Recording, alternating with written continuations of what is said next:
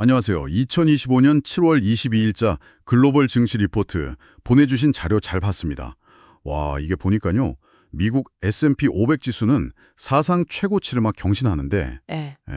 또 나스닥은 조정을 받고요. 네, 그렇죠. 기업별 실적은 또 완전히 극명하게 엇갈리고 흥미로운 지점들이 참 많습니다. 오늘 이 자료들 깊이 파고들면서 시장의 핵심 동력이 뭔지 그리고 이게 여러분께 어떤 의미가 있는지 좀 명확하게 짚어보겠습니다. 좋습니다. 자, 먼저 미국 주요 지수부터 좀 볼까요? S&P 500은 6,309.62, 사상 최고치. 그리고 다우존스 역시 0.4% 상승하면서 상당히 견조한 모습을 보였어요. 뭐랄까 투자 심리 자체는 꽤 강한 것 같은데요. 네, 맞습니다.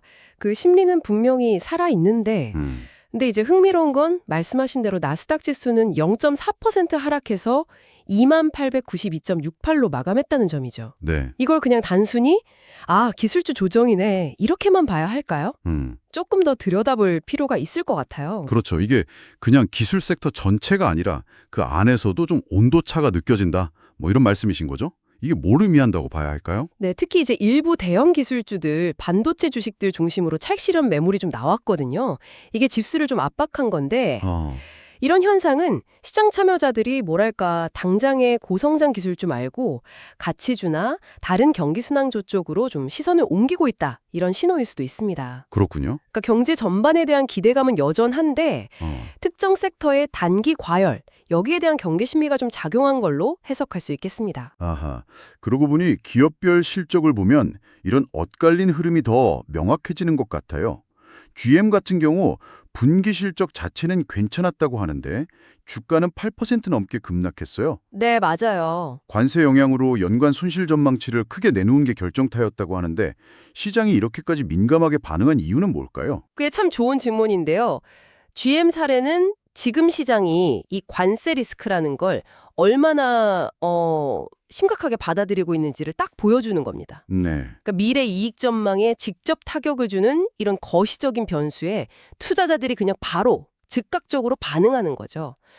알텍스나 로키드 마틴 같은 방산업 업체들도 비슷한 이유로 실적 전망치를 낮췄고요. 아, 거기도 그랬군요. 네, 특히 로키드 마틴은 이익이 무려 80% 급감했다 이렇게 발표하면서 좀 충격을 더했습니다. 와, 80%면 정말 엄청나네요. 그런데 또 완전히 다른 분위기도 있었어요.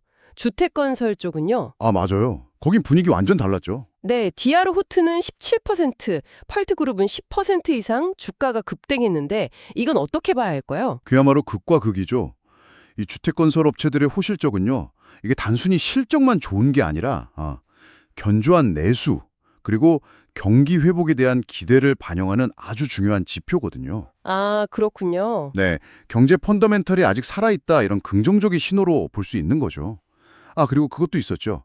콜스백화점. 네네, 콜스요. 여기 주가가 뭐랄까 그 개인 투자자들 관심이 확 쏠리는 소위 밈 주식 현상에 대한 기대로 40% 가까이 급등했다가 또 차익 실현 매물이 나왔는데 이것도 참 시장의 변동성을 보여주는 재미있는 사례였습니다. 정말 하루에도 여러 가지 일들이 벌어지네요. 자, 그럼 자산시장 쪽으로 눈을 좀 돌려볼까요? 주요 6개국 통화 대비 달러 가치를 보여주는 달러 인덱스 DXY는 0.6 정도 하락하면서 약세를 이어갔어요. 이 약달러가 다른 자산에는 어떤 영향을 줬나요? 네, 달러 약세는 금 가격 상승에 상당히 중요한 동력이 됐습니다. 금 가격이 온스당 3,400달러 선을 다시 넘어섰어요. 종가 기준으로 3,402에서 3,438달러 구간인데 이게 5주 만에 최고치입니다. 오, 꽤 많이 올랐네요. 그렇죠. 이건 단순히 달러 약세 때문만이 아니라 아까 말씀드린 그런 관세 리스크 같은 불확실성 속에서 안전자산 선호 심리가 강해지고 있다는 증거로도 볼 수 있습니다. 그렇군요.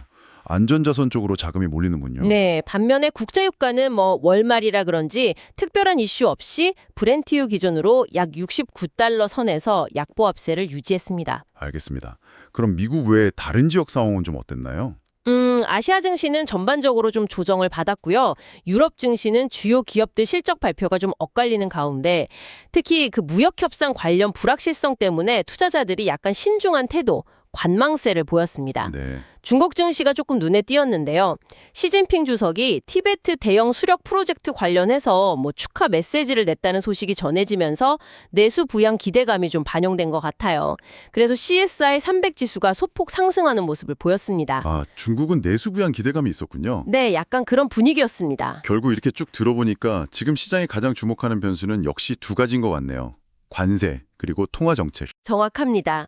딱 두 가지죠. 첫째는 이제 정말 코앞으로 다가온 8월 1일 트럼프 행정부의 관세 유예 종료 시한입니다. 네, 이게 어떻게 될지. 그렇죠. GM 사례에서 봤듯이 이 리스크는 이미 그냥 가능성이 아니라 현실화되고 있고요.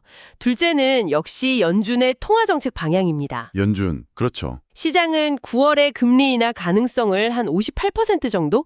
그 정도로 보고 있긴 한데 여전히 연준이 어떤 신호를 줄지는 좀 불확실성이 높습니다. 58%면 반반보다는 조금 높은 정도네요. 아직은 확실하지 않군요. 네, 아직은 좀 지켜봐야 합니다. 자, 그럼 정리를 좀 해보겠습니다. 현재 시장은 S&P 500과 다우지수는 견고한 흐름을 보여주지만 그 안을 들여다보면 기술주 조정이라던가 또 관세 충격 같은 불안 요인이 공존하는 상황이다. 이렇게 볼 수 있겠네요. 네, 맞습니다.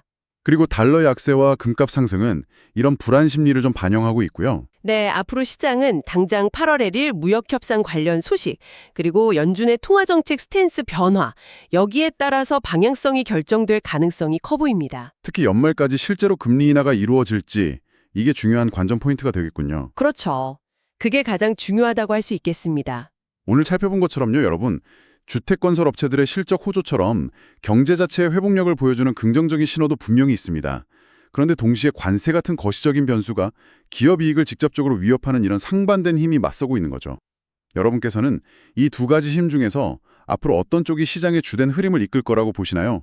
한번 진지하게 고민해 보시면 좋겠습니다.